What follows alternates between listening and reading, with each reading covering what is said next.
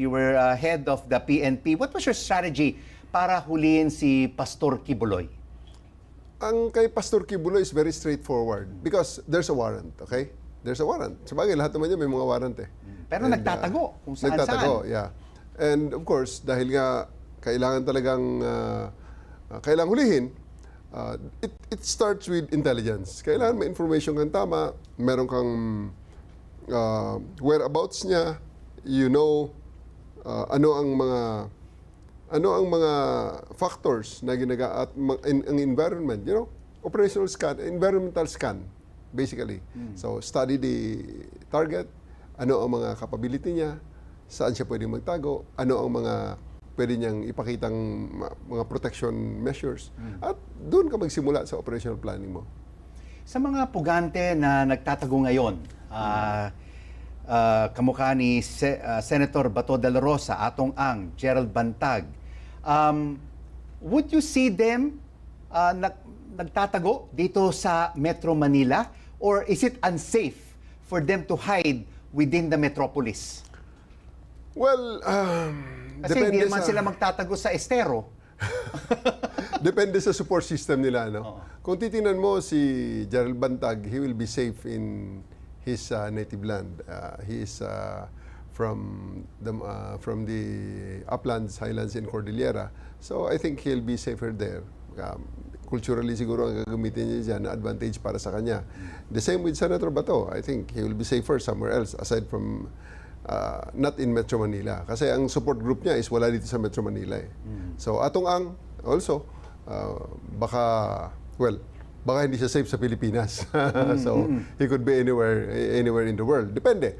Wala akong idea kung nasaan sila ngayon. Pero kung akong tumingin yan, diyan ako magsisimula sa pag-a-assess sa kanila. Saan ang kanilang pinaka-strongest mga bailiwick nila na na meron silang support group. Kay former President Rodrigo Duterte, what was your strategy para ma-implement ang ICC warrant of arrest? We just want to get into your strategic mind, General Torre. Ano ba yung... Essentially, si former President Duterte, alam na natin na sa Hong Kong uuwi at dito mangyayari ang aresto sa kanya. So, the things that I can control there, kung saan siya lalanding.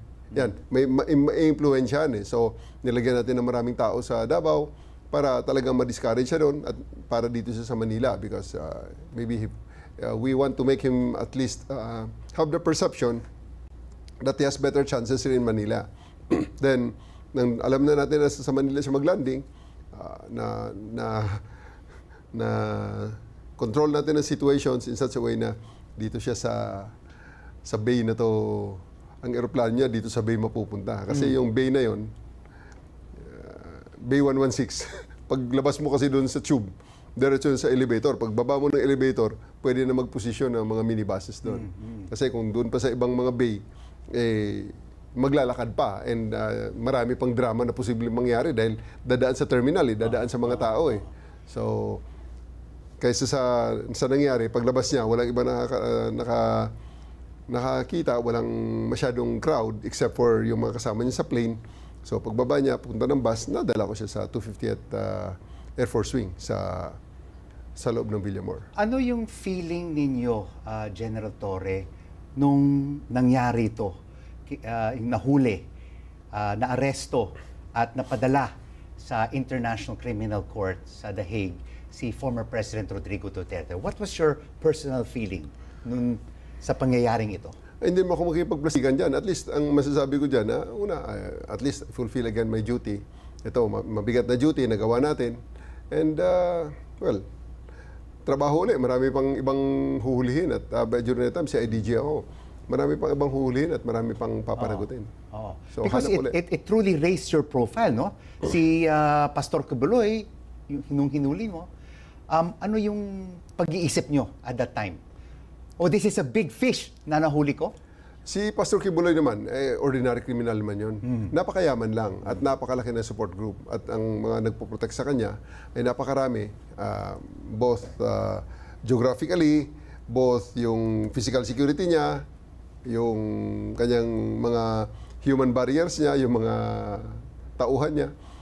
Pero essentially, he's just a plain criminal na It's just a matter of employing the right forces, the right strategy para madala siya sa korte. Marami bang nainggit sa inyo after these two milestone developments? Marami bang nainggit? Well, alam mo Rick, yung pagpasok ko naman kay Kibuloy is I came into the picture after one group failed. June 10, there was a big group also. Basically same people. Same people ang naginamit ko. Same people that I also used in the implementation of the warrant on August 28. The same people ang ginamit sa June 10. Ang difference lang siguro doon, mas Yung intelligence, yung strategy. mas toro ang planning. Tapos ako, personal, kung pinuntahan talaga at nilid ang mga tao because with the kind of, with the profile that Kibuloy has, hindi basta-basta na ipapadala kung sino-sino lang. Kayong dalawa ni Senator Bato de la Rosa, ex-PNP chief. Kung papakinggan ka, if you will make a plea to Senator Bato de la Rosa, anong sasabihin sa kanya? Surrender now, face the music, or continue hiding? Alam mo, I don't think I'm in the position to tell him that because kung titingnan, personal. maraming Personally. maraming factors kay Senator Bato. Maraming factors kay Senator Bato na posibleng hindi natin alam. Okay? How guilty he is. Siya nakakaalam nun. How much he believed that what he did are all right and these are all just political persecution, these are all, di ba, sa belief niya yun eh. So, kung sa tingin niya naman na may kasalanan siya, then he has to, or defensible ang kanyang situation, then he has all the avenues under Constitution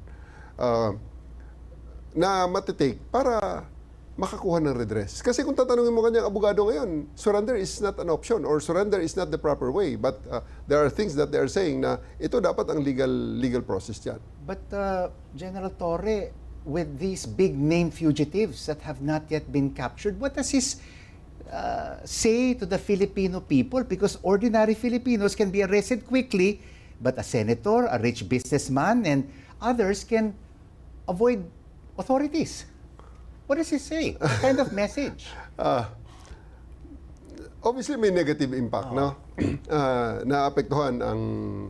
Nakaka-apekto most probably sa ratings ng ating presidente na dapat nga ang buong gobyerno ay nagtatrabaho para iangat ang ratings ng presidente. Dapat bawat isang part ng gobyerno ay nagtutulong-tulong diyan. And I think people are also doing their best. On my part sa MMDA, we are doing our best na iangat ang perception na ang gobyerno ay nagtatrabaho para sa tao. Kaya nga meron kaming yung ating 136, hotline 136 natin, meron kaming ginawang service guarantee na we'll answer you in 5 rings, we'll be with you in 5 minutes, and we'll resolve everything in 5 minutes. So, in our own little way, nagko-contribute kami para mabigyan naman ng matulungan ang gobyerno, ang specifically ang presidente na may angat ang kanyang approval ratings. So I think just goes the same. Diyan naman trabaho ng ibang units yan, ng ibang office. They have to step up and also help in contributing for the increase in the ratings of the president. Marami po nagsasabi, kailangan tumakbo kayo para sa Senado sa 2028 or even a higher position like Vice President. Ngayon nakikita nila ang gulo sa Senado.